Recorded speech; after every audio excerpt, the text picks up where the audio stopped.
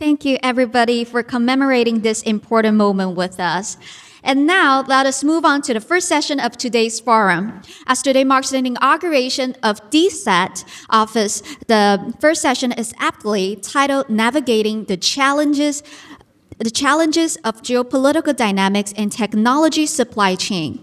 This session aims to identify current global trends and potential risks in the technology supply chain and helping us to better understand and formulate our future strategies. The session is moderated by Dr. Chen Dongshen and joined by speaker Mr. Joe Wang, Dr. Katsuto Suzuki, Dr. Adam Horalick, Dr. Wong Ho Yan, and Dr. Jeremy Chan. Please join me with a round of applause to invite our moderators and speakers of the first panel to the stage.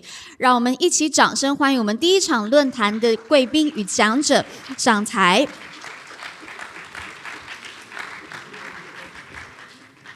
Allow me to make introductions for our introduction of the moderators and our speakers today.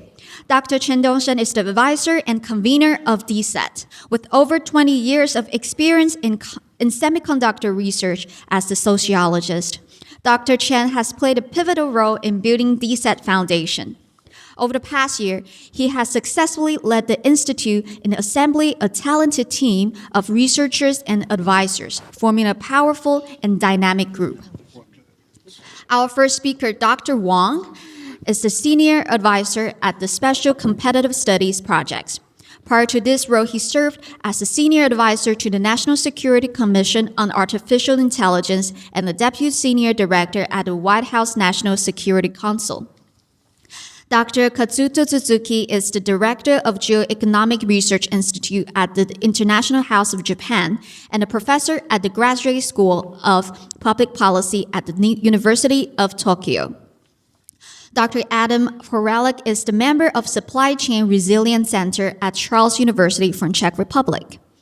Dr. Wong Ho Yan is the director and professor at the Center for Economic and Technology Security Studies at the Korean National Diplomatic Academy. Dr. Yan was also a member of Policy Advisory Committee in Office of National Security, Presidential Office in South Korea. Last but not least, Dr. Jeremy Chan is the CEO of Dset. He has lived in Japan for over 15 years as a researcher at Japan Science and Technology Agency. He has helped shape policy on technology regulation and economic security. Please once again join me in welcoming our moderators and speakers for the first panel. Dr. Chan, the floor is yours. Morning, distinguished guests and participants.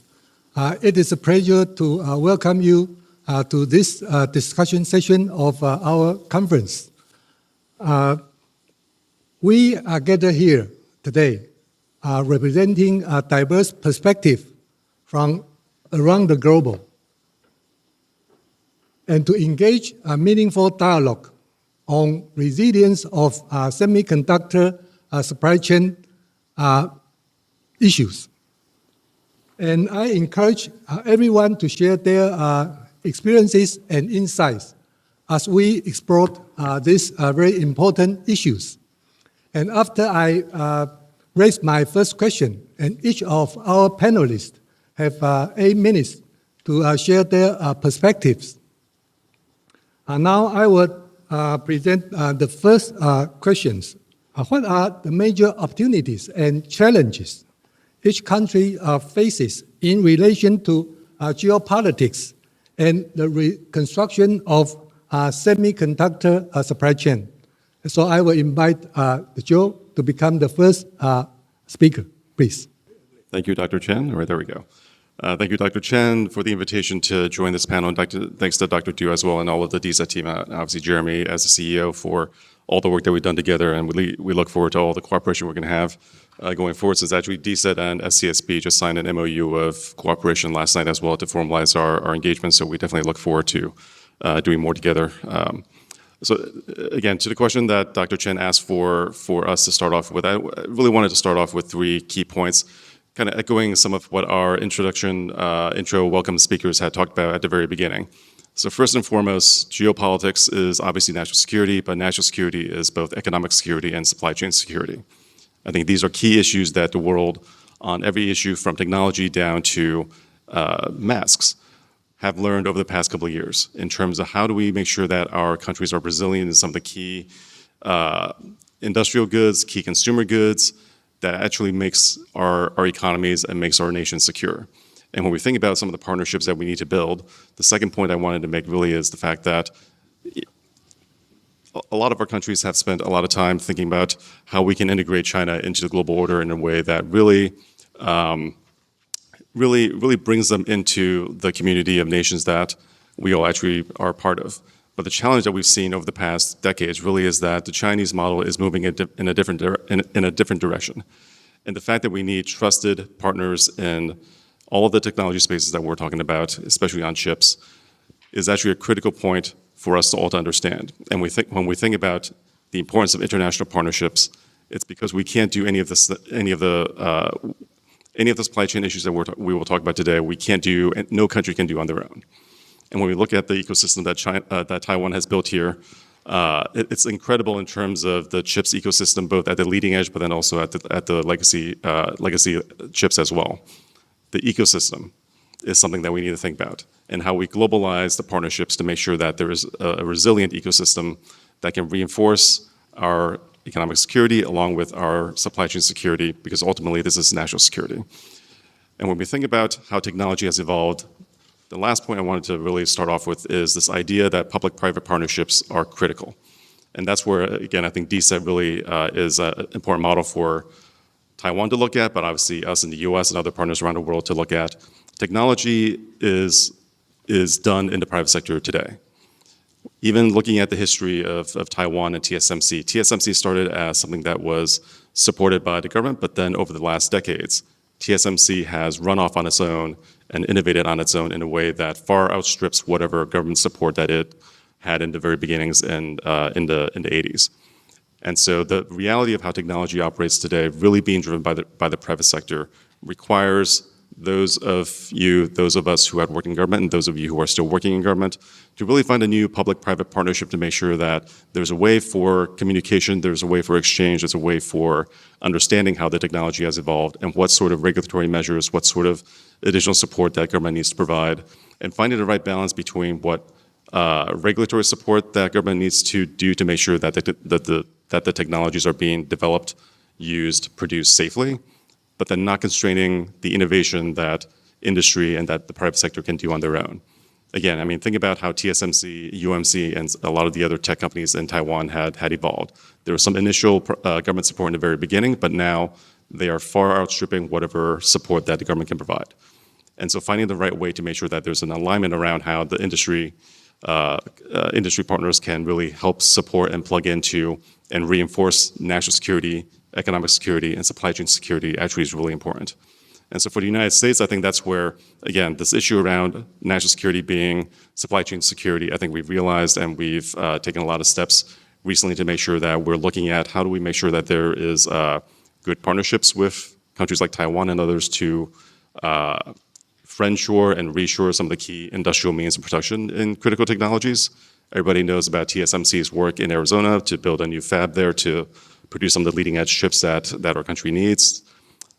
When it comes to the international partnerships, I think that's where with Japan and with the Netherlands and some of our other partners who are provide key parts of the supply chain when it comes to EUV machines and some of the other critical technologies that go into chips and other emerging technologies, we're working together to understand how we can control China's access to the technologies that might actually enable them to leapfrog ahead or push ahead on innovation. Because when we're in this competitive environment, again, national security actually really matters, and we need to think through how do we make sure that we're not unintentionally or intentionally doing something that will ultimately then end up threatening our national security. And on the public-private side, I think that's where organizations like ours at SCSP, the Special Competitive Studies Project, really is focused on serving as the bridge between public and private. I served in government for a number of years. A lot of our senior leaders in government in our team at SCSP also have been at the Department of Commerce, Department of Defense. We have this perspective about where our government is trying to go in terms of national security policy, how we can serve as a bridge to make sure that they're liaising with and we can broker the right conversations, dialogues with the industry partners who are at the cutting edge of innovation is really important to make sure that we can have this really comprehensive strategy to make sure that we have the supply chain security we need for our national security. Thanks. Hello, everybody. I am here on behalf of the Supply Chain Resilience Center, which has just been recently established in Genta and also at Charles University, which I'm representing here. And in my first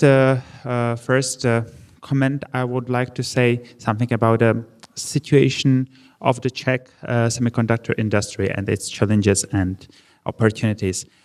But first of all, I would like to say something, some comment regarding to what I said yesterday, and actually I had it in my presentation previously, but I wanted to develop it now different way, because President Lai established the 5 so-called trusted industries, and I think the trust is also something what I wanted to mention is because Czech Republic and Taiwan are the partners which could be trusted. And I think it's not actually about the semiconductor itself, but I am searching on Taiwan for a long time, and I always say that Taiwan is the closest country to Czech Republic in Asia due to its history, due to its experiences, due to its challenges it's facing. Not only because we have the same historical experience with a dictatorship, but also with the transition justice, facing the same threats from the big former and the current local superpowers and so on. So I think for that reasons, despite all the political changes and swirls in democracies, well, I think we can still rely and trust the relationship between the two countries. And I think that's a key when looking for new partnerships and developing new friendshoring and this kind of supply chain resilience, that this is also the key point. It's not only the current political situation, I think it's a long-term development which ties the two countries and its people, and of course its destiny in a way.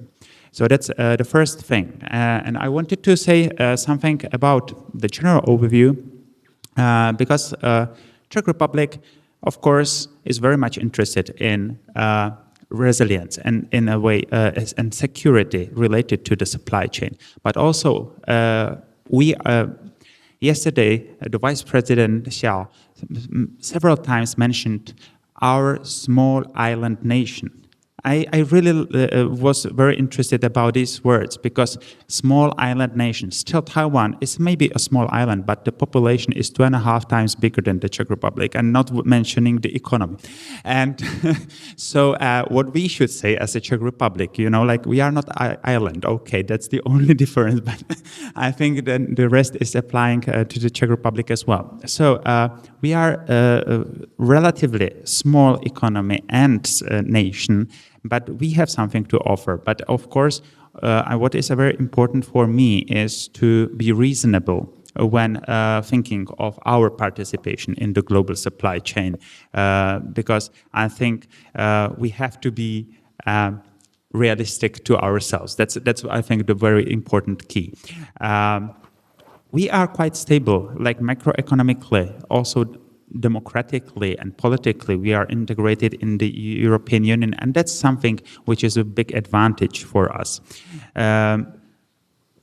What I want also to mention is that we have actually a long tradition of semiconductor development in Czech Republic, not as successful as in Taiwan, but actually the second transistor based on the germanium was made in Czech Republic, Czechoslovakia, okay, to be more concrete. So actually we have over 70 years of experiences with this industry, of course, influenced by the communist or socialist times and so on, which actually turned out not to help this industry in the Czechoslovakian environment, but we are building on it in a way. So actually the biggest investments until now in Czech Republic are based on this tradition actually. So that's also important to say. What I wanted to focus today more Oh, yeah, okay. Because I think there are a lot of opportunities, but I mean, they are discussed a lot, but I would like to focus more on the challenges in a way. We are now facing a big, of course, opportunity related to the Silicon Saxony in the neighboring area of Germany in Dresden, which is related to the TSMC activities and building the factory in Europe. And the opportunity is exactly what I said at the beginning, is that we can be trusted and competitive partner, because still, despite we are so close to Germany, we can offer much more competitive prices for labor and so on. But of course, we have other things we cannot compete with. And we have actually a smart spec, which is a region actually not close to the German borders, but rather to the borders with Austria and Slovakia, the South Moravian region, which is actually becoming a hub for a Czech semiconductor design, development, and research. So that's actually our major area where we want to focus our activities in this field. And actually, Taiwan is taking part hugely in this project. How about the challenges? The challenges can be multiple, but of course, Taiwan, as I mentioned, the Czech Republic and Taiwan have so much in common, is that we have a disinformation insecurity. Taiwan is challenging the Chinese disinformation scene and is on the front line. Whereas Czech Republic is facing, of course, especially due to the war in Ukraine, the Russian disinformation insecurity. We have also many other aspects I will talk later about with the education and the labor market, which are actually quite challenging at the moment. But also what I think is like insufficient national strategies. But as I just know, just yesterday we passed the national strategy for semiconductors. So, so it's actually quite new that we finally have the strategy. The question is now how it's going to work. Okay, so that's my first comment for this round. Thank you. Okay, thank you. Professor Suzuki, please. Right. Well, first of all, thank you very much for Dset and Jeonju University for inviting us to this very interesting and wonderful occasion to commemorate the inauguration of the Dset office. Dset, since its establishment, and our Institute of Geoeconomics, is working together in various ways. We visited here this March and had a very wonderful conference, and Jeremy has been a very sort of a centerpiece of everything. And we, as an Institute of Geoeconomics, are focusing on the concept of the geoeconomics, which is the current description of the day. So what I'm trying what I have prepared is that the age of geoeconomics is now we are in the age of geoeconomics, which is that the world is very much integrated through the economy, but at the same time divided by the geopolitics. So the combination of the geopolitics and the geoeconomy is the key understanding of today's international affairs. So what do we mean by that? The geopolitics or geoeconomics defined by the geography. Taiwan as a small island nation. I don't think it's small, but Japan is also a small island nation, and both Japan and Taiwan is lacking sufficient resources, such as the natural resources, the land for cultivating for the food, etc. So we depend on the international trade, and that is the geopolitical or geoeconomic feature of where we are. And also we are located next to a big country like People's Republic of China. And also we are in a very rough neighborhood like North Korea, Russia in the proximity. So these, within these geopolitical and geoeconomic conditions, what we shall do. So the most important thing is to focus on what kind of resources that we can employ and energize to create the geopolitical power in this region, and that is the technology. So basically, the understanding of the importance of the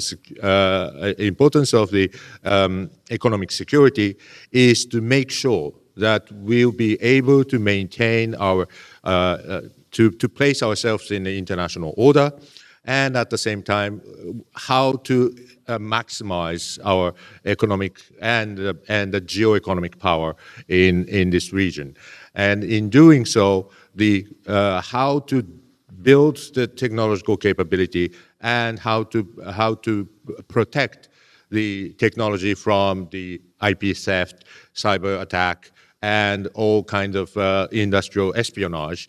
And that is the key issue that we are facing, and that is the main challenge. And both Japan and Taiwan are working together for the mutual support for the cybersecurity, and also we are building up the capabilities for protecting our technologies. But the issue of the trust between Japan and Taiwan is the key issue to make sure not just protecting our technologies, but also fostering our technologies.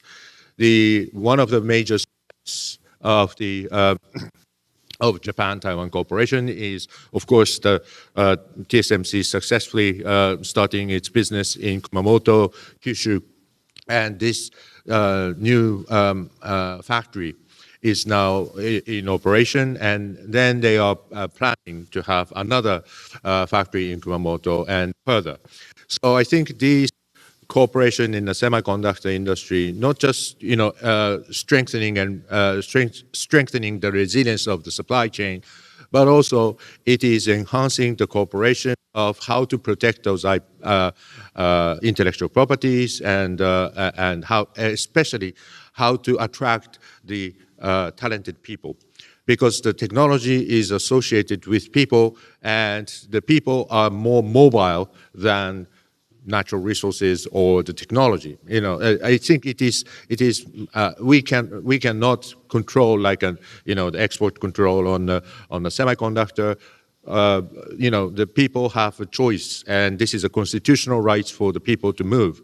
But in order to attract these talented people and maintain the technological level, both at the higher level than today between Japan and Taiwan, we need to be more attractive. And being attractive, I think Japan and Taiwan can work together more. And I think this successful case of the investment in Taiwan, investment in Kumamoto, has been one of the model, role model for the future of the bilateral and the regional cooperation for attracting more talented people and building up the technological capabilities. So I'll stop here. First of all, thank you for inviting me to this wonderful event today. I'd like to talk about, yes, I'm fine, restructuring of supply chains, and I'd like to focus more on challenges that we face right now. So in terms of evolving supply chains, so in recent years, many countries are diversifying their supply chains through both reshoring and friendshoring. And the problem of doing that is actually this inevitably comes with additional costs. So that's kind of a first challenge that we face. I'm an economist, and we really hate actually redundancy, the word redundancy. But we are trying to build redundancy to deal with unexpected risks these days. And to do that, actually, we also these days emphasize the role of the government, because private companies, their goal is to minimize their costs or maximize their profit. So to make them, diversify or restructure their supply chains, government should give some incentives to do that. So the role of government is important. But at the same time, we see protectionist or nationalistic policies from many countries. And because I personally think they are trying to shift that additional cost to foreign countries. So that's another challenge we face. And the third challenge that we face is decoupling. I think we are facing both the United States and China have been embarking on decoupling strategy. So I'd like to elaborate a little bit about the decoupling. So from the US, last year we heard a lot about de-risking. But de-risking, I think the definition of de-risking is, you are trying to decrease your exposure to the risk. That is not the goal for the United States. That's not only the goal for the EU. That's the goal for everyone. So Korea wants to de-risk. North Korea wants to de-risk. China, they want to de-risk. So de-risk is everybody's goal. So I think we should more focus on how to achieve the de-risk, and the main instruments are quite different. And I think the US tool is selective decoupling. So Jake Sullivan, the National Security Advisor, always talking about the small yard, high fence strategy. So small yard, they define the small yard and they build a high fence to block, Chinese access. So that's U.S. strategy. So that's selective decoupling.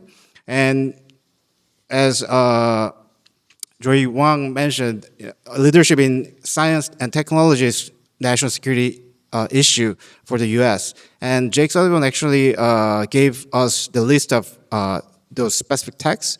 For example, like computing-related technologies, which includes AI, quantum, and advanced semiconductors, biotech, and clean tech. And they want to block the rise of China in this small yard.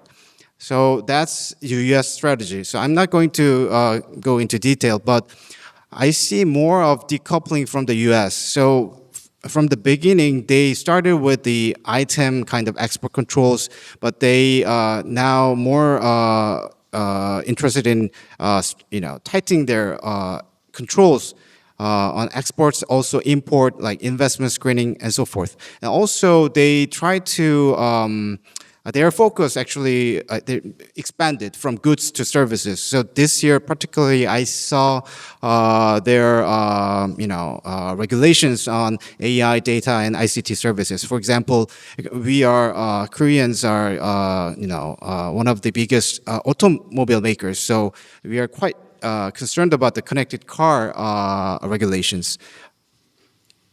And we also see decoupling strategy from China. Chinese strategy is asymmetric decoupling, which means China is trying to decrease their dependence on the world, but they want the world to become more dependent on China. That's asymmetric.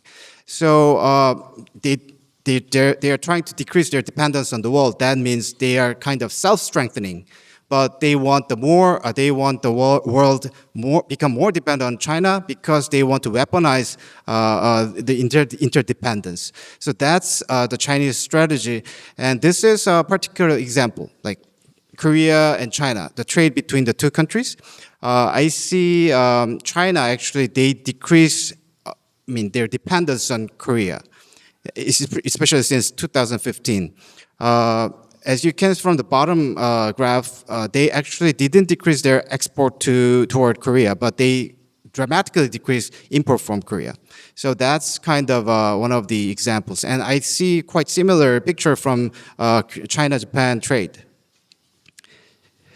And the one final comment from me is we are also dealing with economic coercion. We see more of economic coercion from China these days.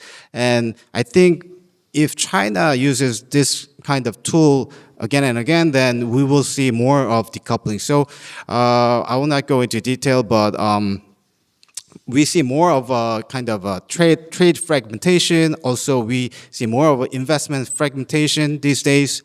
So the last slide I'd like to show you is we are living in a very uncertain world. And to address this issue, interestingly, most countries, they are trying to self-strengthen using industrial policies or tech policies, using subsidies, or they try to cooperate with other like-minded countries. But these kind of tools actually will, I think, cause more kind of competition between the like-minded countries, and also it will cause more, fragmented world or the blocks. So let me stop here.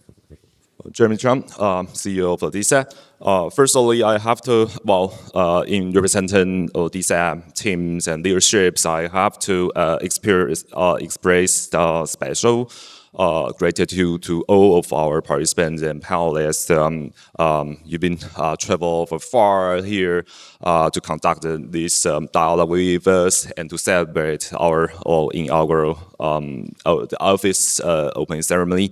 It's a very special gift for us since you are here, and also because Taiwan has been so isolated from the global stage.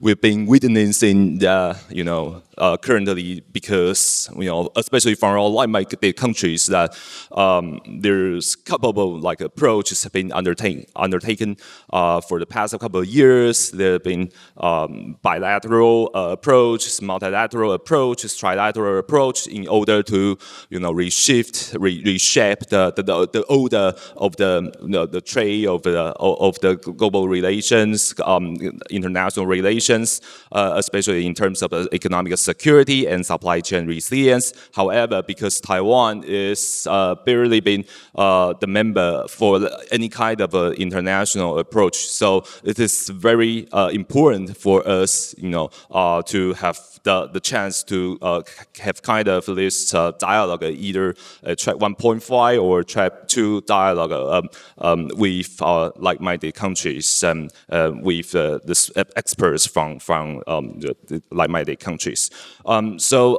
Because we are asked to share about both the opportunities and challenges to the supply chain resilience in the era of techno-geopolitics, but because we are here in Taiwan, and all of us have already known that Taiwan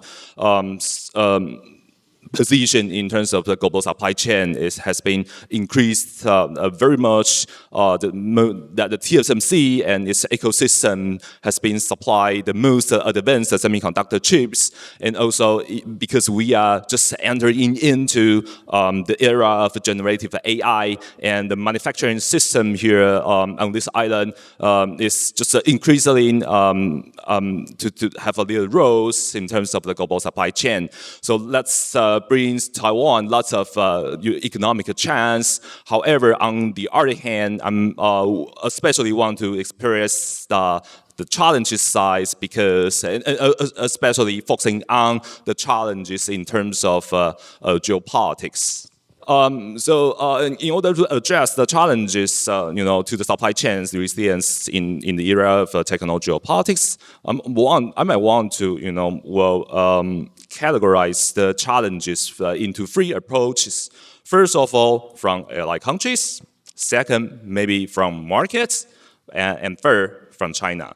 So what is the first challenges from our allies or like-minded countries? That is, we have already been witnessing the global subsidies, competitions for creating the semiconductor manufacturing capacities around the world.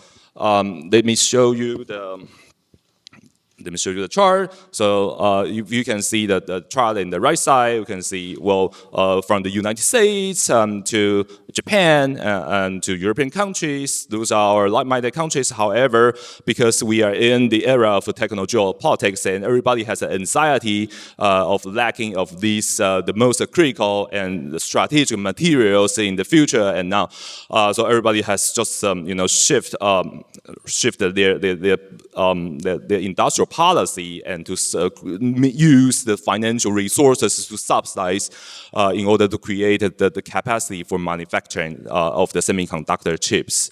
Of course, that is a challenge for us because that might, somehow will make some impact on our market share for Taiwan. But on the other hand, what is the most, what is even harder challenge for Taiwan is from China because again we see that China is the top priority threat for Taiwan's supply chain. They are most potentially to replace our market share and especially in terms of a legacy chip process. We have already been seeing the trend from based on our interviews and based on our studies in terms of the data that China is gradually replacing Taiwan's capacity and market share in terms of legacy chips. And also the last trend we see is the risk for Taiwan is about the Taiwan Plus One. The Taiwan Plus One is maybe somehow, some part might driven by the market power, but also we have been witnessing kind of discussions from our like-minded countries policy making circle. The idea for Taiwan Plus One is that because Taiwan is really dangerous in terms of its geopolitical situation, with China, so diversifying the locations or the manufacturing capacities to avoid the Taiwan's geopolitics risks might be a rational choice for most of our allies. For that, on the other hand, of course, Taiwan feels kind of a threat. So again, how to solve this kind of issues and how do we face these kind of challenges in the area of technology geopolitics that we might want to bring an idea and we might want to bring an argument on that we name so-called the Silicon Shield 2.0. With the concept of Silicon Shield 2.0, I might want to explain more in the next discussion. Thanks so much. Okay, thank you. So now I'm going to move the second question. Yeah, and the second question is related to the first one. And some of our speakers might have mention or respond to this the second question, but you can elaborate more later. Okay. Allied countries around the world are seeking semiconductor partnership with Taiwan, a concept referred to as friend shoring, like the Professor Yan mentioned. However, there are concerns about whether this might undermine Taiwan's economic security and industrial competitiveness. What are your thoughts on approaches to balance these concerns? Please, Joe. So I think the challenge for Taiwan on chips right now, I think that's something obviously Taiwan is thinking a lot about. But I think, so we can't always think about what the present state of play is, what the present situation is. I would say if we forecast out 10, 25, 50 years, the reality is there will be an endless need for chips. And we will need chips for everything. Like literally just look around you and think about how many chips are in all of the devices you're either carrying or are surrounding us. The challenge, I think, is not about whether Taiwan's exquisite capabilities on leading edge chips. And the reality is, I think it actually is like what Taiwan and what TSMC and what UMC can do are so unique and sophisticated and high-end that it's not like you can just, copy and paste it anywhere else. Like this is decades of ecosystem development, but also manufacturing process refinement. And so in some ways, like what we're seeing is there's a degree of, friendshoring, reshoring that I think, my country in the US is obviously doing for some obvious reasons. For Europe and Japan, Korea, I mean, Korea already has a great capacity there already on chips, especially on memory chips rather than just logic chips. There will be an endless need for chips going forward. And so, like, we've been so focused on leading edge that I think, what I'm concerned about actually isn't leading edge. But again, for Taiwan as the trusted competitive partner for the US and all of our allies around the world, I think that's literally the business model that TSMC has built itself on, is to be that trusted partner. It's more on the legacy chips that I think people are beginning to see it's not the competitive landscape around legacy chips, but actually the threat landscape of having China dominate the market for the bulk of these chips that actually, go into, if it's the lights that control the switches in the lights, the video equipment that we're using, our cars, our IoT devices, our Internet of Things devices. That's actually part of, China need to and want to compete on leading edge chips because that's important for AI. And to a lesser degree, important for the personal devices that we have on our iPhones or Samsung or Google phones. But it's really on AI that they need and want the leading edge chips because that's how much compute power any nation needs to really get to the next generation of artificial intelligence systems. One problem. The other problem really is the entire rest of the digital world that we've been living in for the past 3 plus decades. And if we don't actually figure out a new strategy around how we compete better around legacy chips, then think about having every single device powered by a chip that has this firmware, designed, developed, and updated by China. We essentially would have, they would essentially have a backdoor to every single country, every single individual, every single device that we have. And so in many ways, like the challenge that Taiwan is talking about, we're thinking about now when it comes to its leading edge chips capabilities, all real, but at the same time, I think, like, I'm not concerned about, I wouldn't be concerned about that from Taiwan's perspective because there's so much work that went into getting to where Taiwan is today that it's not like you can just replicate the capability overnight in the US and in Arizona or elsewhere. It will take years if not decades if ever, for another country to replicate what Taiwan does because it's the talent, like I think Dr. Suzuki had talked about. It's the talent, it's the ecosystem, it's the culture. There's so much that goes into it that's not copy pastable. So I would say, like, don't worry about the leading edge chips in that regard. Use that as a comparative advantage that Taiwan has, and think about what are the new types of partnerships that Taiwan can extend and build by the fact of Taiwan's industry being so strong and capable in that area, but then willing to work with partners around the world to have that sort of supply chain security and supply chain resilience, because that's a reality of not just for Taiwan, but then also building out the alliance interconnections to make sure that our alliance network is actually strong on this capability across the board, not just in Taiwan. But then on the legacy chips, I think that's also an area for Taiwan to really think about how it can work with partners around the world to build out more legacy chip production, because I don't have the numbers right now before me, but I think the numbers really are skewed towards China in a way that is extremely concerning. And they have, based on both how we've seen in some of the other slides, China will subsidize and are subsidizing the production of legacy chips in a way that none of the rest of our countries can do.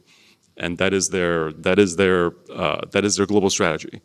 They can outcompete anyone on price because they will subsidize it, not because they're trying to make revenue, not because they're trying to build a business, but because they're trying to spread political influence. And so if your objective is to push out political influence, money doesn't matter. And so we need to find a new balance for how, incorporating national security into how we think about some of the supply chain challenges that we see on something as important as legacy chips. Thank you.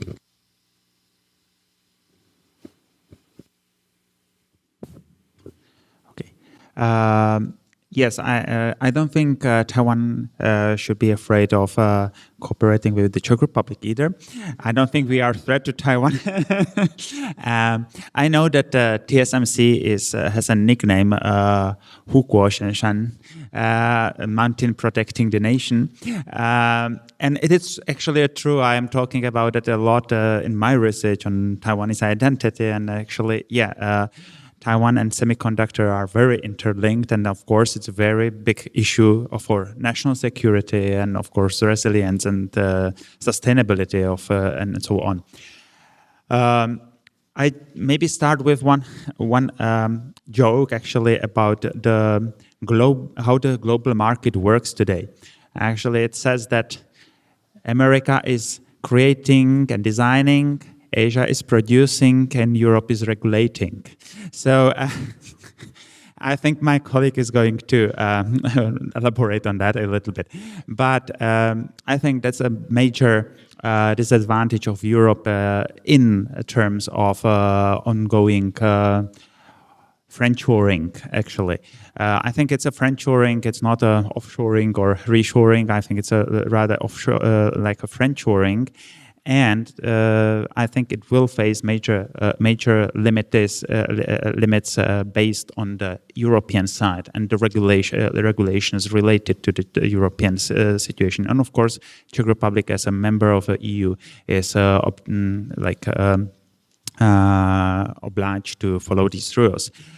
Moreover than that, I mean, one thing is this, and the second thing is Czech Republic itself has a long tradition, but it has very limited sources in human resources to facilitate the whole supply chain. And also, what I think is also a big question, and I think it's a challenge also for Taiwan for a future, because I can see it based on my research in Czech Republic, but as I am teaching quite often in Taiwan as well, and I see the situation here is like a production culture or like a labor culture in a way, because I think what Taiwan is going to face when investing in Europe and doing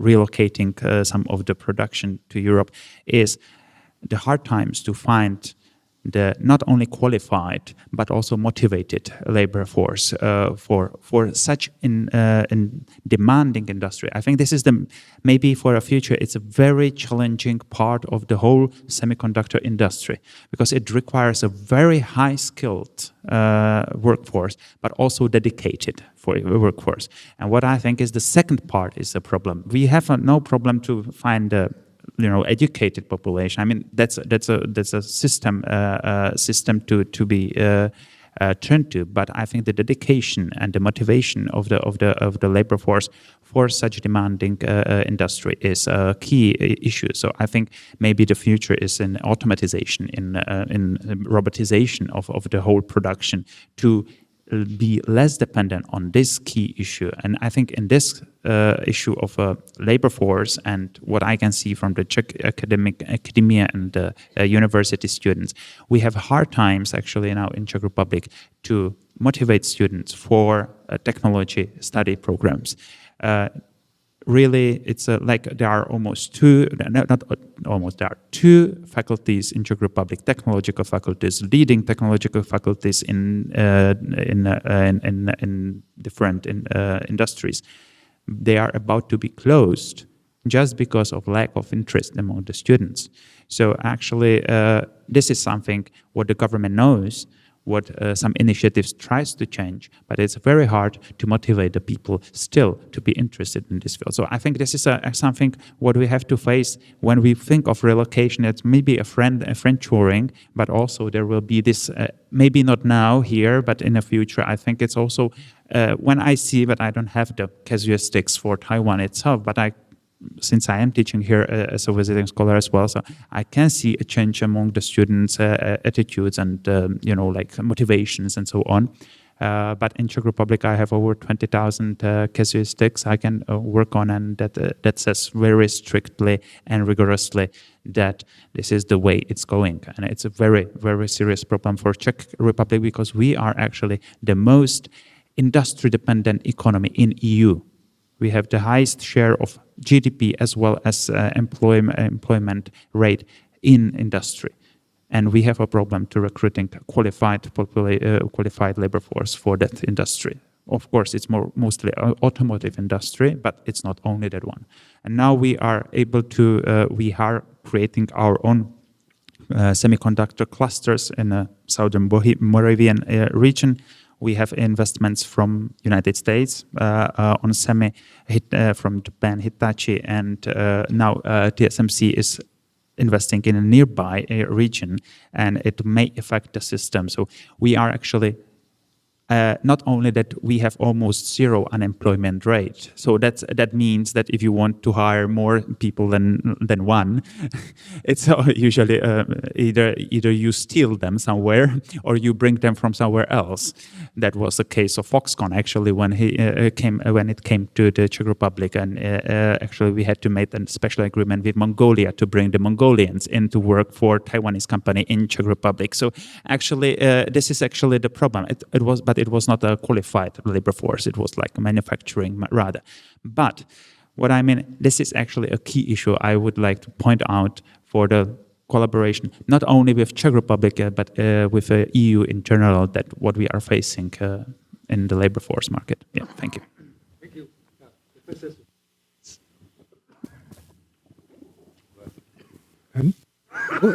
What? Excuse me. As in the first round, I mentioned about, Japan-Taiwan cooperation will improve the attractiveness of the talented people. I fully share the concerns of Joe about legacy chips, but also I think it is equally important that we keep investing in the advanced chip. I think one of the reasons why the Japan and Netherlands working together with the United States to limit the export of the semiconductor manufacturing tools are basically to limit the Chinese capability to develop the advanced chips. And I think meanwhile, we cannot just sit and relax and say, China will never make an advanced chip. They will. So we need to keep ourselves up and make sure that, we'll improve while they are stopping. So I think, continuous investment in the semiconductor, technologies are quite important. And I think one of the significant symbolic but significant research base is in Tsukuba in Japan, between the TSMC and the ICE, the Japan Advanced Industrial Technology Research Institute, and for the multi-layered semiconductor technology. And also, many Japanese industry as well as the universities are working on the chiplet technologies, that is combining the logic chip and the memory chip, so that to enhance more capacity for the edge computing. So these are the new technologies that we are investing in. And I think Japan and Taiwan can work together for the further investment for the R&D, and I think this is the key for the future to make sure that we can maintain the technical superiority. And this technical superiority, after all, is the key to make ourselves being more, competent and powerful in the geo-economic sphere. So I think, and the friendshoring is, people talk about the production supply chains, where to procure, material, where to produce these goods. Friendshoring is not just about the production and trade. Friendshoring is also about how to share the information, how to share IP, how to maintain those, movement of people. And I think this friendshoring shall not limit to the goods, but also the ideas and technologies and people. And I think, the trusted relationship between Japan and Taiwan will be the key component for making this friendshoring more robust and to make the bilateral relationship more prosperous by investing in those new technologies to make sure that we'll be able to maintain our industrial superiorities. Please.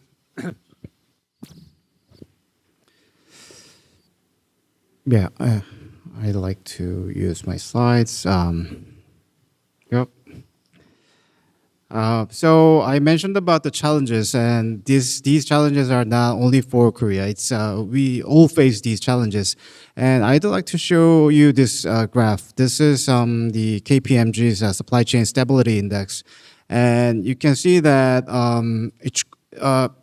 these days supply chain we have instability in supply chains, right?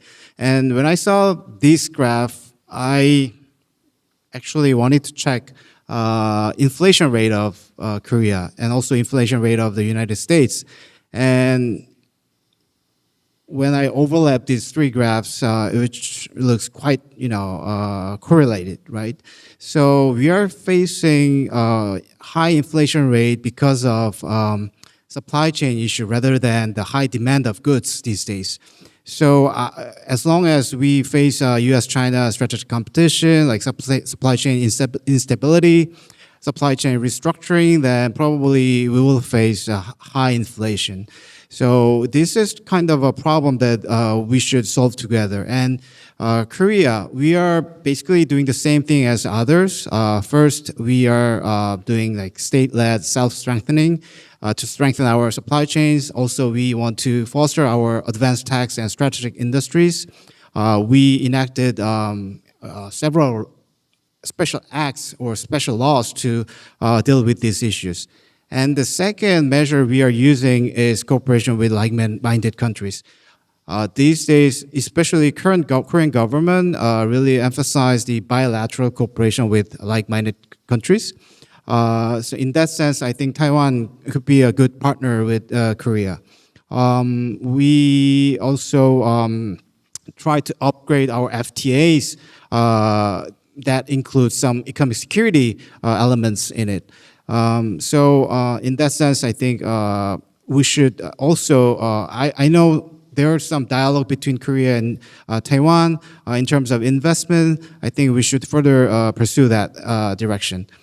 And in terms of general, response to supply chain issues, actually, Korea, we established a new office in the presidential office to approach as a kind of whole of government approach.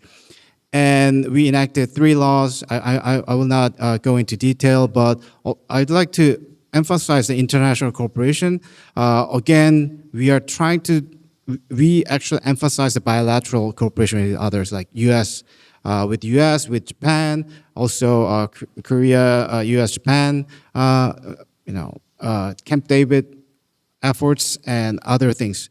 And in terms of, I mentioned about the connected car issue. So I think that's kind of possible area that we can cooperate together. Like when we think about Korea, Taiwan, many people, they are saying that we are kind of competitors, but I don't think we are competitors. I think we are more of complementary rather than competitors, facing U.S., China, the strategic competition. And one of the key areas that we can cooperate with together is, I think, ICT service or ICT devices, because right now the United States government is trying to ban all these, Chinese ICT, parts used in the cars. So in that sense, there's a new market, emerging, right? So we can cooperate together. Maybe we can utilize, the scale of size, scale of economy to cope with this kind of, situation. And I will not talk about the China policy, but in brief, actually, we are not trying to totally decouple from China. Actually, outside of small yard, the U.S. defined, probably we want to still cooperate with China. But right now the Korean government will lack China strategy. So I personally think we should need one. Yeah. Let me stop here. Yeah. John, please. Well, let's talk more about second shield. That's the concept of the second shield. We have been witnessing the discussion around the world about the second shield. Most of our like-minded countries has kind of criticized the concept of second shield, says that, well, it's kind of a Taiwan-centric or the self-centered narrative, to force our like-minded countries to put all of their stakes here in the ecosystem for Taiwan, so Taiwan can leverage this ecosystem as a deterrence to China. However, for most of our like-minded countries, for them, it's too risky for the supply chain resilience. However, so as we have been working very hard for the past couple of months in order trying to conduct kind of a dialogue and in order trying to redefine the concept of the second shield. So beginning from our advisor, Dr. Wu Jianming, and our researchers, we have just published a series of articles, and we want to define the second shield as a new narrative. So we call it second shield 2.0. What is the concept of second shield 2.0? So I'd like to briefly introduce about that. So firstly, I think so. Among all like-minded countries, we have an ultimate policy goal. It's the common goal for us. What is that goal? The goal is that the democratic allies should continue to dominate the most advanced technologies.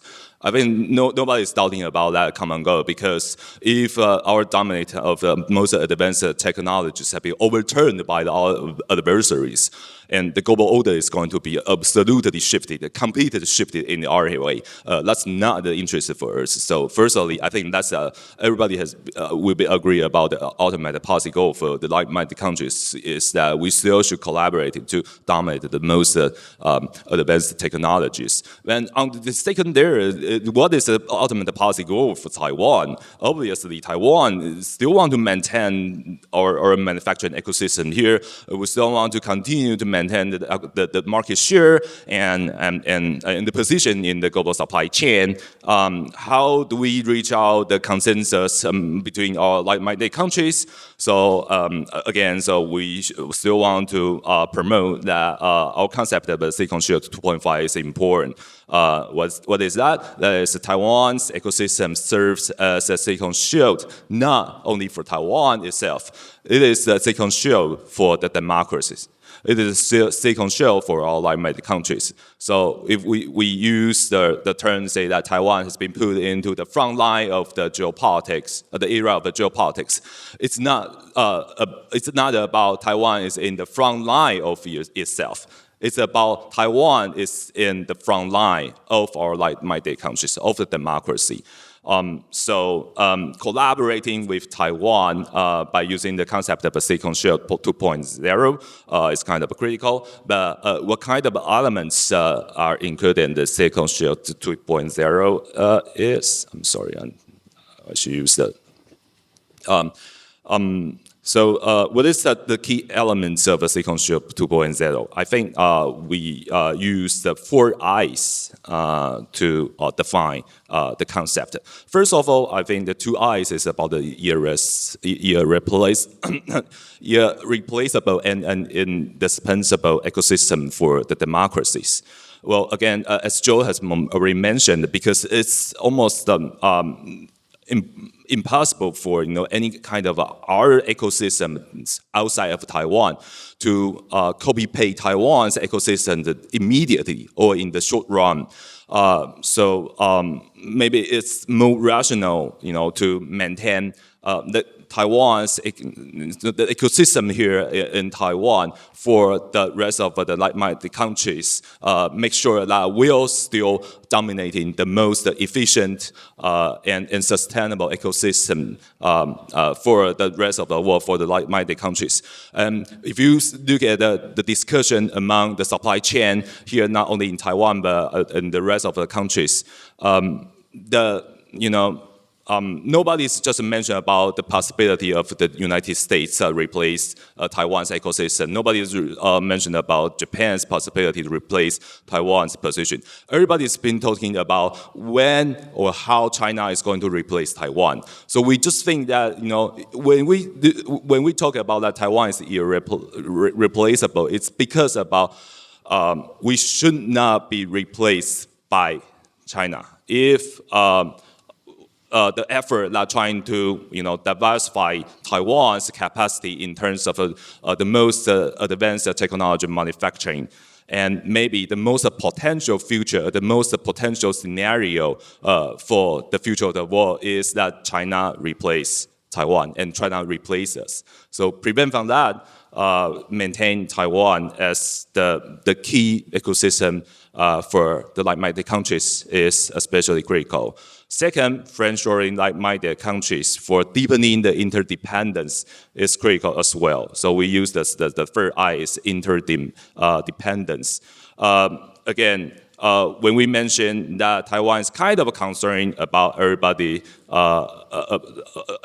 like-minded country's efforts on reshoring the capacity of the manufacturing of the semiconductor chips. However, so we still look at the bright side, and we still have a very optimistic view on deepening the interdependence with the democratic nations through friendshoring. Because Taiwan still sees that, whenever we grow our independence with our like-minded countries, it's only help that it's ensure Taiwan's security and prosperity for us and also for our like-minded countries. The last I is about the inclusion of Taiwan, as I mentioned in the beginning, because obviously we are in the process of rulemaking in order to reshape in the new global order. But in most of the efforts or in most of the policymaker approach, Taiwan has been excluded. But if you see Taiwan's critical and essential role in terms of the global supply chain, especially not only in semiconductors, but in generative AI, Taiwan is so essential, Taiwan is so critical, Taiwan should not be excluded, Taiwan should be participated in any kind of bilateral, trilateral, or multilateral efforts to join Taiwan to make us in order to reshape a new global order for the good of the democracies. So this is kind of a Silicon Shield 0.0 that we want to assure. Yeah. Okay, yeah, thank you very much. Yeah, thank you all for your very valuable contribution and inspiring presentation. Now our discussion session is open to the floor. Questions, comments are very welcome. Yes, we would like to invite our guests to ask a question. And when you ask the question, please state your name and identify your affiliation. And our staff will pass the microphone to you. And we will take 3 questions at a time. 我们会一次先收3个问题。那如果要提问的朋友，欢迎麻烦您举起你的手来，然后我们的工作人员也会把麦克风拿给您。Excuse me, I'm Brandon Zhang, and I would like to ask maybe Mr. Wang and Mr. Yuan and Mr. Zhang, because when we talk about economic security, it has a lot to do with the national security, and so I'm wondering what's your suggestion to the Taiwan government in terms of the regulations or policy in response to the national security you just mentioned. Are we falling behind, or because I noticed that Mr. Yon just mentioned the unified response to the economic security, like having an office or collaborating with like-minded countries. And is Taiwan doing enough in in order to having Taiwan at a an irreplaceable place in the global community? Yeah, that's my question. Thank you. Thank you. We will take another question on here. I'm Zhou Guanzhu from National Science University. I have a question about how the Silicon Shield 2.0 will be increase the threat to China's economic security, since there's a theory called trade expectation theory. If a country encountered their future trade was being cutting off in the future, they will increase the risk of a conflict. What if Taiwan have a deepen cooperation with other democratic countries? That would be become another, let our competitor feel threat about being blocked or cutting off in the future. What if the Silicon Shield 2.0 will increase the risk of conflict? Thank you. Thank you. We will take in one more questions. My name is Jeremy Zhang. I have a question for maybe all of our panelists here.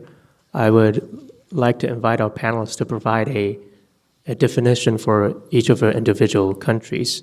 How much security is enough for your individual country's supply chains? Because we know ever since the introduction of this discussion about security, there's a securitization trend among your countries.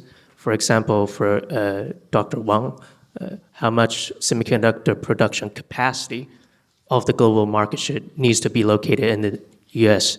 so that the U.S. will feel secure enough.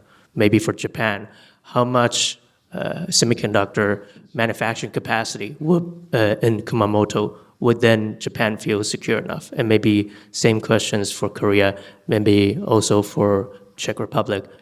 How will the Czech Republic feel secure in this geopolitical age that we're in? Thank you.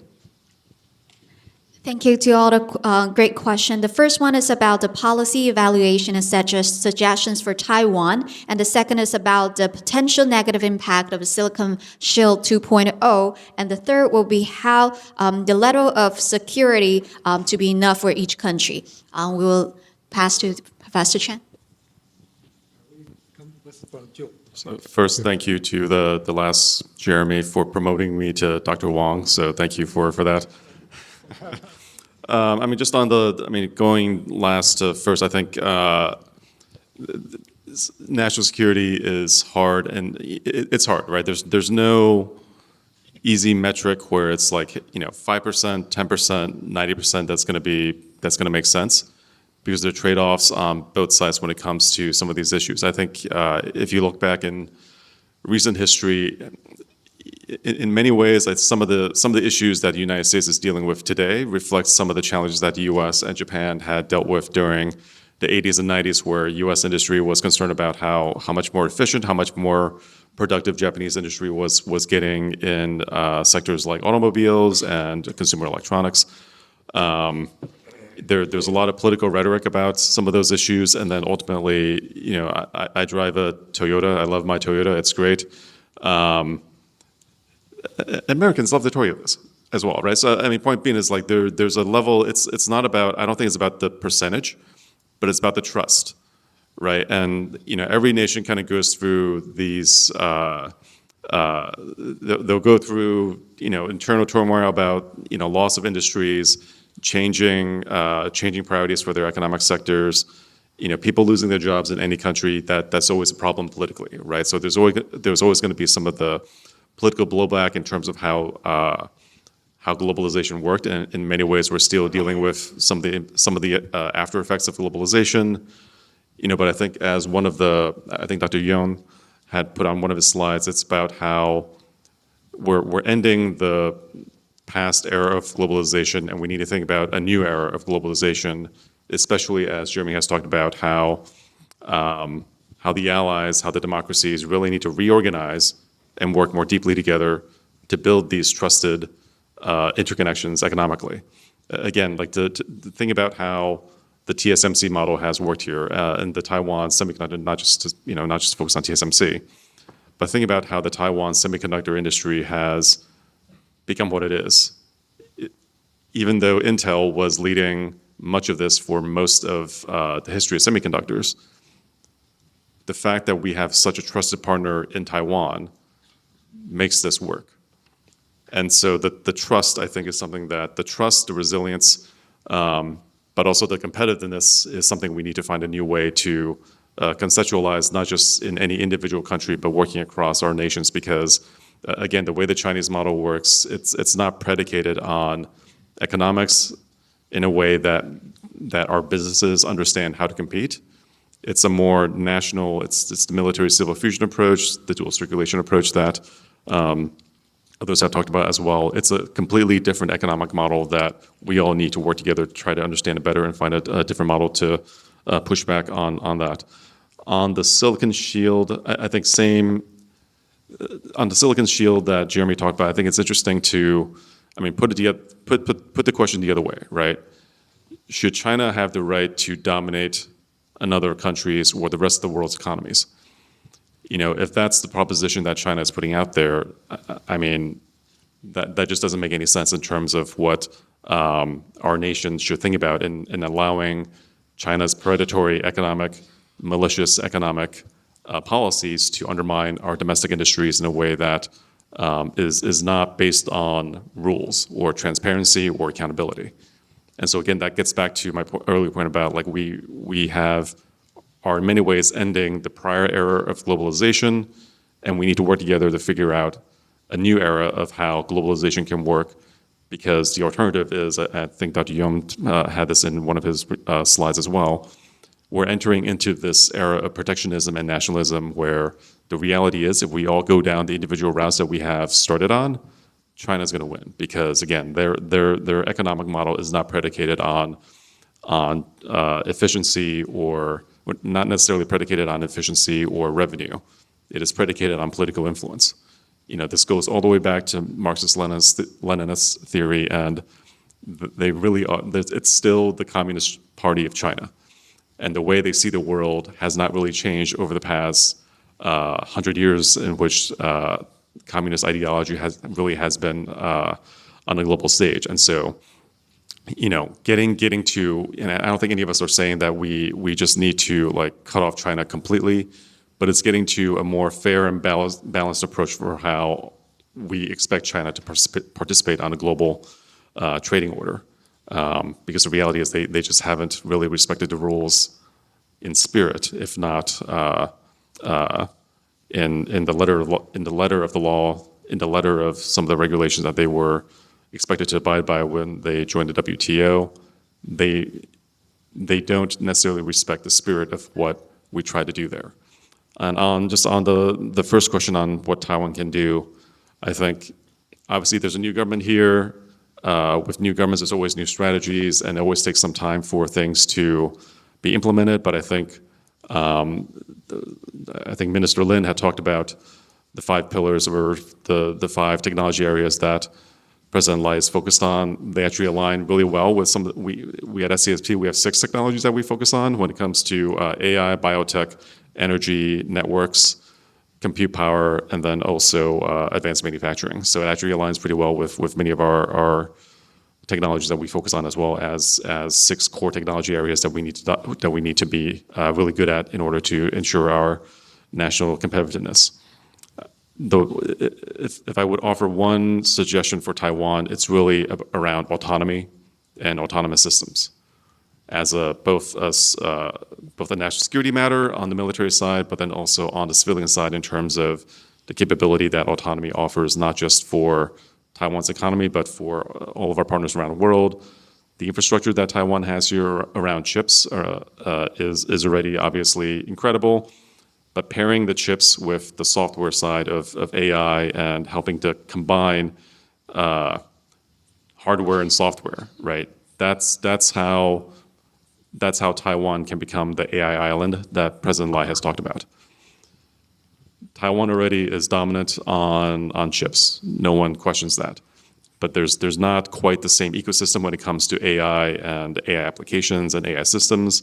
And so finding a way to really pair those two things together, I think, would be really interesting, not just as an economic matter for Taiwan, but actually as a real national security matter for Taiwan when it looks at what China's capabilities are on the military side. Because the reality is China just has way more people than Taiwan does.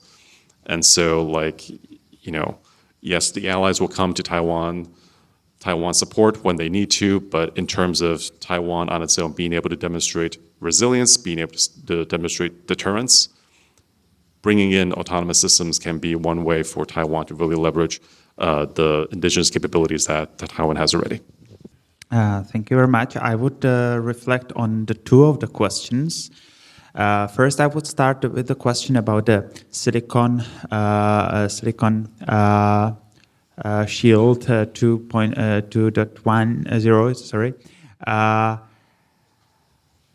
Actually, I don't think it's a question at all. On the contrary, I think the silicon shield is the must to do, because actually my primary expertise is on Chinese nationalism, actually doing comparison between Taiwan and China, and aging society. And from both of these perspectives, I can say, well, communism is one of the ideologies, but maybe more above this one is a nationalist ideology in China as well. And this one prefers the nation's interests first, of course, that's every nation who does that.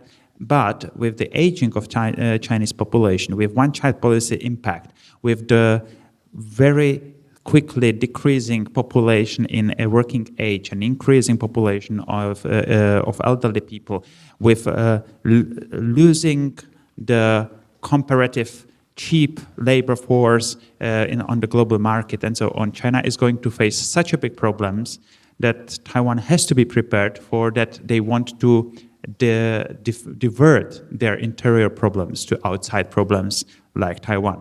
So I think it's a more because I don't think silicon shield will be the reason. I think the reason comes from inside China, why China might consider Taiwan bigger threat. That's my opinion. And I think that goes also very good with the the last question.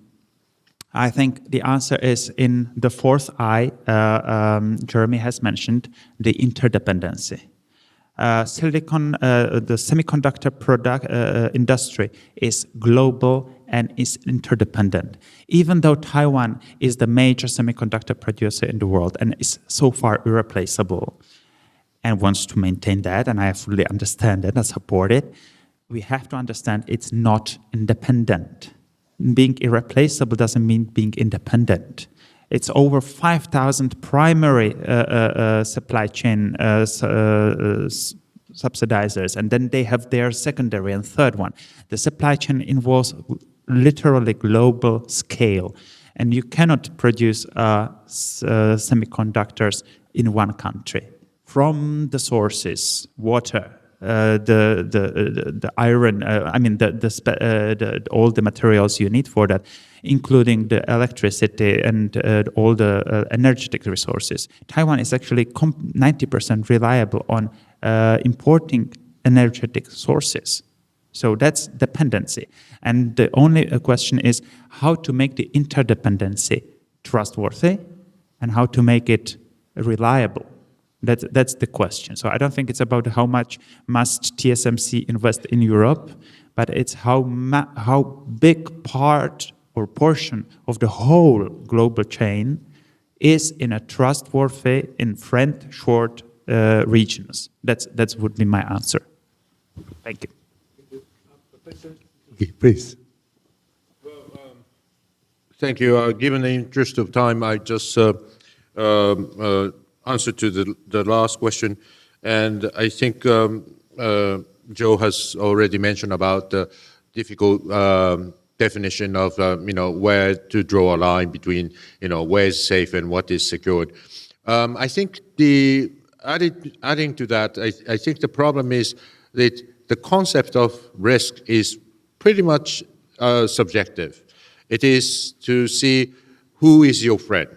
Who is your enemy? Who is the risky part? What is the most riskiest thing for your country?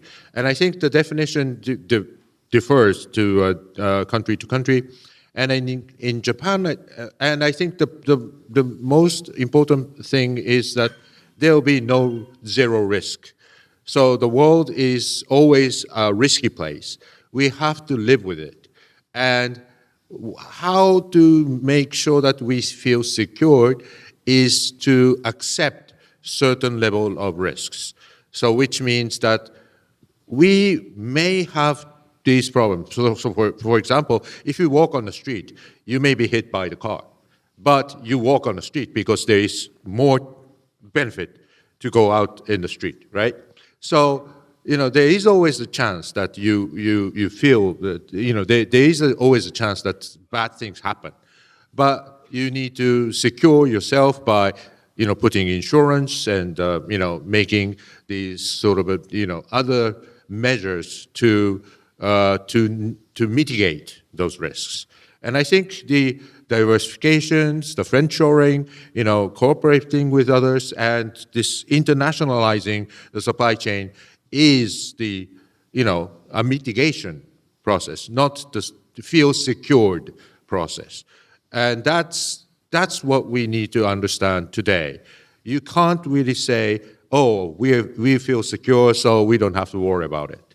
We have to worry about it, no matter what. But we have to mitigate the impact of what happened if something happens. So I think this is, Japan has established the Economic Security Promotion Act in 2022, and the basic concept is the mitigation. De-risking is a mitigation. And I think, de-risking doesn't mean that you exclude all the risks, because risks is always there. Yen, please. Yes, to the first question, as long as we talk about cooperation, I think we are doing fine. I think Taiwan is doing great. Jeremy mentioned like Taiwan small, Korea small. Professor Suzuki mentioned Japan is small. So we are all small. So we as long as we talk about cooperation, I think we are doing fine. Yeah. And to answer the second question, I totally agree with Mr. Wang's comment. It's not about it's not about percentage. It's about trust, and also it's not for like economic security policies. Is not for dominance in the market. It's just for national security. So the goal of economic security policies are to achieve minimum viable capabilities. For example, CHIPS and Science Act in the United States, their plan is to spend about $39 billion for 5 years. But TSMC, they spend over $150 billion for 3 years, just for 3 years, for one country, one company. But U.S. policy is for only $39 billion for all the companies, investing in the United States. So the goal is to achieve the minimum viable capabilities. Whether Taiwan has done enough or not, if you look at the promotion side or the investment size, if you look at the data for the past decade, Taiwan has shifted the structure of the FDI from previously even 10 years ago over 60% just focusing on investing in China to the most recent data that Taiwan has already diversified our destination for foreign investing. We've invested about 30% of our FDI toward the US to do the United States, and our 20% to the European continental, and we have also increasingly to invest Japan because most importantly to the fab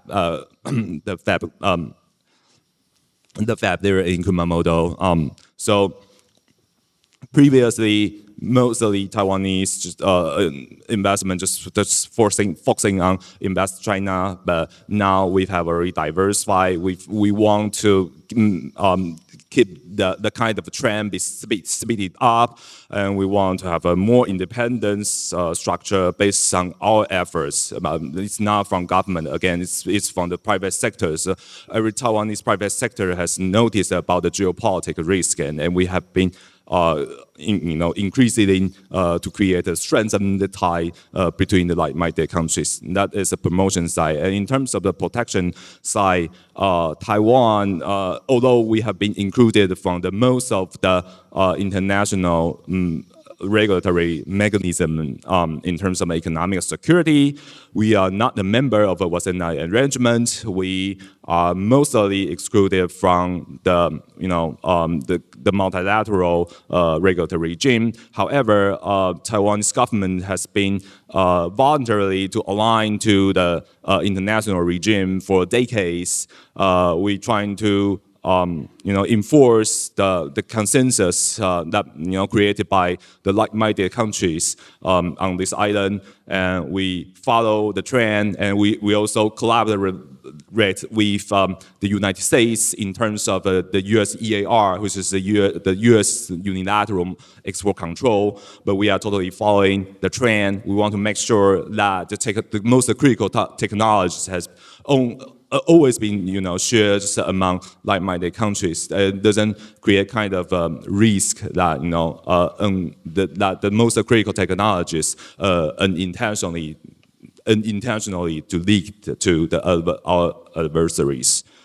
So whether Taiwan has done enough, of course, there's lots of things that we need to do. There's lots of discussions that we need to conduct in the near future. But again, Taiwan want to play a role as a we want to be responsible. We want to create more trust, with our like-minded countries. On the other hand, Taiwan hasn't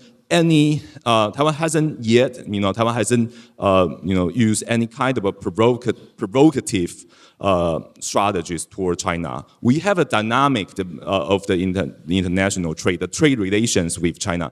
It's dynamic. We have a market share there. If you see our trade data, so the last year or this year, the trade between Taiwan and China, especially the importing side of the Taiwan's ICT product or machinery product to China has just been increased. That shows that we are not really want to provoke China. But on the other hand, you see it's the situation of geoeconomics or geopolitics. It's just reshifted the global order, and you see China's efforts on they have founded the third types of a national fund. They have been keeping subsidizing the whole supply chain. They want to domesticize the whole supply chain to create the capability that China can replace any other supply chain, any other industries in our like-minded countries. If you see that kind of effort, if you see that kind of ambitious activities for Taiwan, we have no choice. If we want to survive, we just have to increasing the collaboration between our like-minded countries and find out a better solution and better scenario to maintain our market share and to make sure the R&D activities still can be fly on this island country. Thanks to all of the speakers for the responses, and we will take another round of questions from the audience. Please raise your hand, and our staff, please pass the microphone. Thank you very much. Hi, I'm Greg Short-Hunter. I'm a freelance journalist. I wanted to ask about a topic that hasn't come up yet, but last month we saw a attack by Israel on Hezbollah using pagers and walkie-talkies. We've talked so far about the risks to countries from things like offshoring, hardware backdoors, and the risks around surveillance. What are the implications for how we think about supply chain in a geopolitical context if the risks are increasingly physical, and what does that mean for the way that we think about this topic? Thank you. Thank you. We'll take another question. Shall we take one over there? We'll come back to you later. Over there. Hi, my name is Leo Lee, FAPA USA Technology Committee. Dr. Horolak was mentioned about one of the challenges was labor. We can see the result from Kumamoto in Arizona. Right now, Kumamoto is operational. My question is, could our enemy taking that advantage on our labor's issues? There's a way to make our laborers have a strong mind, not to take that temptation, and such as maybe more incentive or any other ways? That's my question. Thank you. We will take another question over there to the gentleman with the blue shirt. All right, thank you. I'm Sean from the PSMC. Because everybody was concerned about the TSMC focusing on the advanced node, but as you mentioned that the semiconductor is quite wild, so applications not always limited to the AI because we see a lot of competition started from the mature node. Especially you see the Chinese government spend a lot of money, such as a big fund, heavily invest in a company, for example, like SMIC or Huawei Semicon. They have a bunch of money investment on the mature node. So because we didn't see so much about a strategy or any ideas about how we can have the future view about a legacy node competition, or what's the strategy from the government perspective about how we can prevent the challenging from the Chinese competition, especially from a legacy node. Thank you. Thank you. Don't worry, we will have the third round of the question later. So the first question is about when we're facing a physical risk, what is the implication to our supply chain? The second question is how will our enemy exploit our labor shortage? And the third question is about the strategy recommendations. Please, over to you. You'd like to be the first one? Okay. I mean, just on, I'll take the last question, just on the legacy nodes. We've like I said earlier, right? We've spent so much time, especially in the U.S. and definitely with our key allies and partners at the leading edge, like trying to figure out how to control the leading edge chips. And so in many ways, the whole small yard, high fence approach makes sense because just getting back to the previous question from the last round about China's concerns about how we're approaching this, like we can't just cut off everything all at once. So I think you're seeing what the United States is doing is incremental, step-by-step ratcheting up of controls and pressure in a way that will minimize and mitigate any significant global impact on supply chains, which I think makes perfect sense because like there's a lot that we need to do and we can't do everything all at once. And so really prioritizing where we focus our attention first, I think, and focusing on the leading edge chips makes important sense when it comes to AI. I think there's when you look at most consumer products, you turn it on its side, it's made in China. At some point, I think, not just people in this audience, not just people that work in the national security sphere, people will start to see made in China as not a good thing, right? They see that, they'll put it back on the shelf, and they'll move to find something else. And I think that's the reality for the legacy chips and mature nodes. Like, if it's education, to make sure people understand what are some of the supply chain risks, or not supply chain risks, but what are some of the real risks of having made in China inside your device. Education, I think, is important because the reality is, like, most people are not very digitally literate. I have a friend in America who is more on the conservative side. Their parents are even more conservative, and so they don't like the government. They don't like They don't like having government interference in their life, but then when they go scrolling online, searching online, and when the website pops up, do you accept cookies? They always click yes, because it's easy, right? Because they don't understand what cookies do. They just want to get to their article, and so there's still a lot of education about how digital threats work.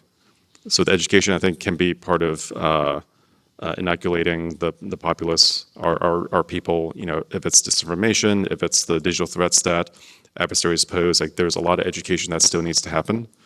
You know, from primary school up, you know, there's a lot of education that still needs to happen, just because all of this transformational era of from the internet to AI, like it's really happened over the past 30 years. And so things have changed so much that people find it hard to keep up. More from the government side, you know, you can't export control the technology around mature nodes, right? For the most part, it's too hard to really be as effective in some of those controls. And so I think that's where the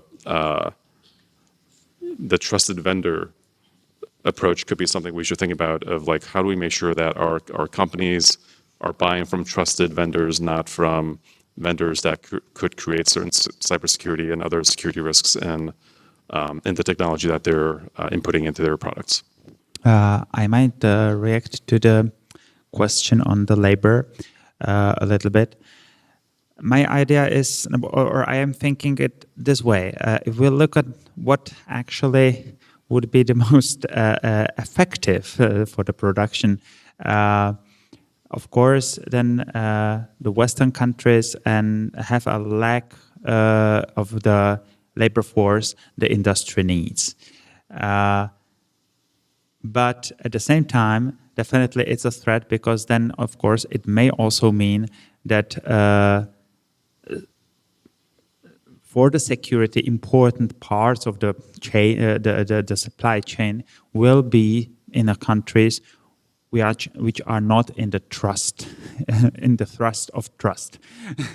So I think it's a big problem we should face and we should deal with. Not saying it's nothing we can do about. We should really think we should do something about it. So the question is what? And of course, there are many incentives. As I know so far, they are not very efficient, so we have to look further. And actually, that's what we are going to do, but I don't have an answer yet. Suki. Right. So I'll just pick first and the third questions. The first one about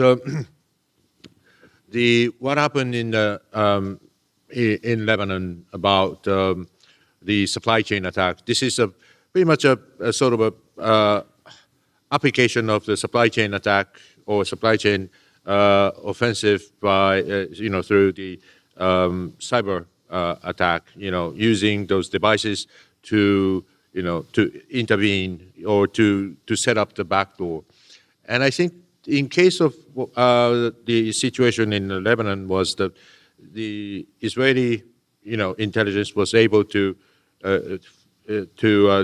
intervene in the supply of the whole process, and one of the walkie-talkie which are used by Hezbollah was pretty much that was Japanese made, but it was produced more than 10 years ago. So this was the product circulated in the second-hand market.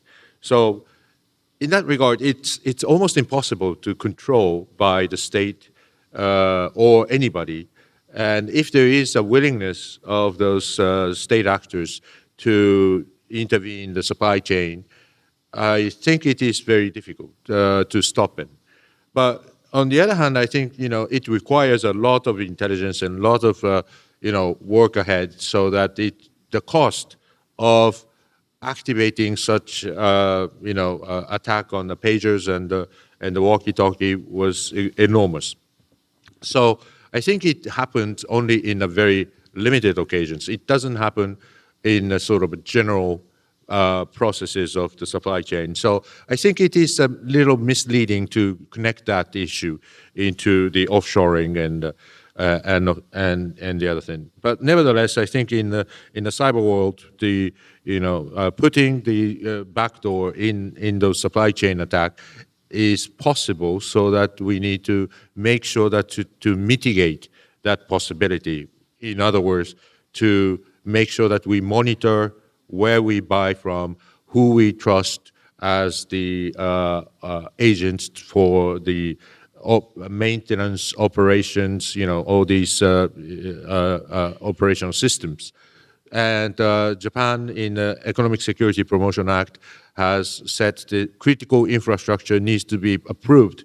The procurement process should be approved by the government to make sure that we are using a trusted vendors.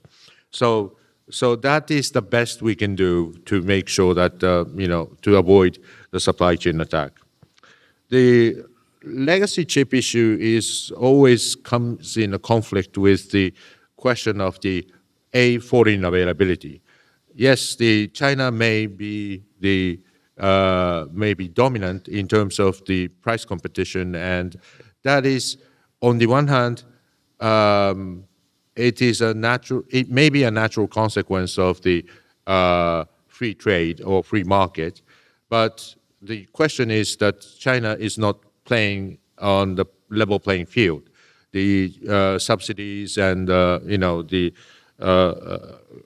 overt and covert state support is making it more difficult for other legacy chip makers to compete. So I think as long as China cannot, play not by the rules, then I think we need to do something for that. But as long as we, I think this is one of the things that I miss most about the malfunction of the WTO. China is a member of WTO and will be able to use WTO as the process to mitigate, or to at least to make sure that China is not playing on the level playing field.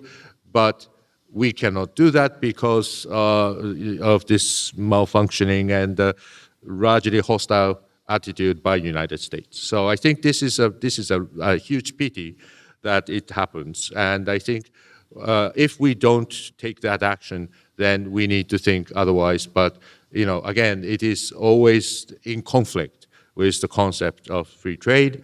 And so it is, again, we are in the catch-22 situation. Okay, thank you. Yeah, Professor Yan, please.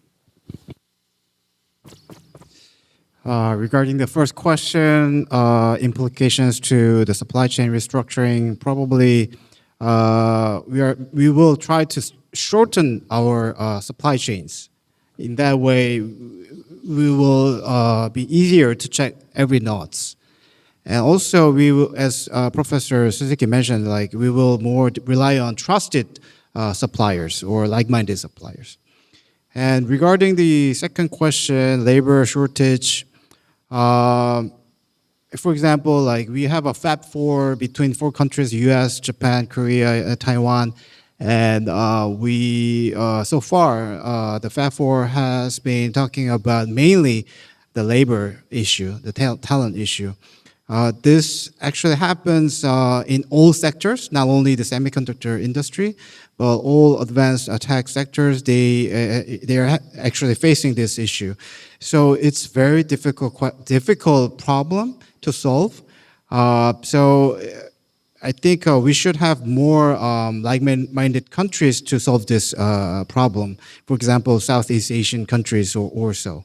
And also, maybe the other option might be we use more automation or AI to address this issue. And the third question, mature node like legacy chip.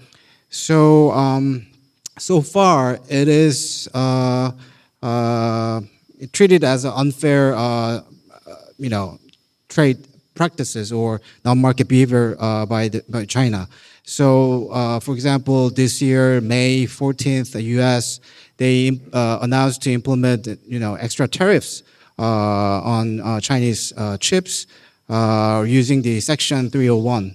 So clearly, the U.S. approach is not kind of national security, but more of kind of the trade remedies. EU's approach these days quite similar. Korea also is looking into trade remedies. So maybe so far it is not national security issue, but in the future, if we all became, using only Chinese mature chips, then it will become national security issue. So I know right now, like-minded countries, national security community, they are talking about this issue, but there's no clear responses from of these countries. Let me stop. Jeremy, please. Well, in terms of a feasible way to counter Chinese national strategy of dominating the legacy chip or mature node process, I think Taiwan has really limited policy measures to counter that strategy. And again, Taiwan is the most potentially to be harmed because our ecosystem have currently the biggest share of that mature node process semiconductor products, and China is replacing us. We've conducted a series of interviews with manufacturer private sectors for manufacturing legacy chips. All of them have already mentioned to us that you see the third quarter or the fourth quarter of this year, we have already seen you are cutting your price in terms of your products, and also some managers from the private sectors have already mentioned to us that China is going to replace our position within 1 or 2 years. So it's really a huge risk for not only for Taiwan but for the like-minded countries, for our bloc. Again, we are still waiting for the U.S. unilateral actions, whether U.S. is going to update the export control before or after the U.S. presidential elections. I might want to be sure more information, maybe from Joe or from my good friend Baras in the afternoon session. That's a huge question for us as well. But on the other hand, maybe just an idea from Taiwan. Again, Taiwanese government has really limited measure of countering the China's threat. However, if we look at the grand picture of the supply chain, maybe even if the measure is so limited, maybe the thing that Taiwan can do is, we can maybe further incentivize our like-minded countries. For example, like we increase the market share of the mature node process for Japan, for European countries, their interests, might give them some incentive, may give them some motivation to align with the multilateral control regime. For example, because currently the export controls from the United States is really limited toward the mature node. It's kind of a functional in terms of restrict the EUV to China. That kind of a measure can temporarily stop China's speed to catch up the advanced process. However, mature node, the export control might be not a feasible, might be not a functional solution. On the other hand, our allies such as the Netherlands and Japan, some private sectors in that country still want to export their materials or equipment to the Chinese market because the Chinese market is really critical for their business model. But how do we how do we create kind of a consensus among the like-minded countries might be difficult. However, maybe what Taiwan can do is maybe we can incentivize our like-minded countries besides to the United States, for example, Japan, the Netherlands, Germany, to trying to align to our mutual goals in order to stop the trend that China is dominated the legacy chip. for your question, I mean, the pager exported from Taiwan originally is not the issue because pager is a very outdated technology, right? Even people under I'm 38 years old now, so people in their 20s might not even know the term of the pagers, right? Because they haven't seen pagers before, and also because the pager is a 100% civil use products. So any other countries, no single countries around the world is restricting the trade of these 100% civil use technologies. This case has just dropped a really good example of our future. However, on the other hand, that brings us an idea that because we are in the era of techno-geopolitics, the disruptive innovation is really updating our way of communication. The idea shared by Adam yesterday, our discussions, I think is very impressive.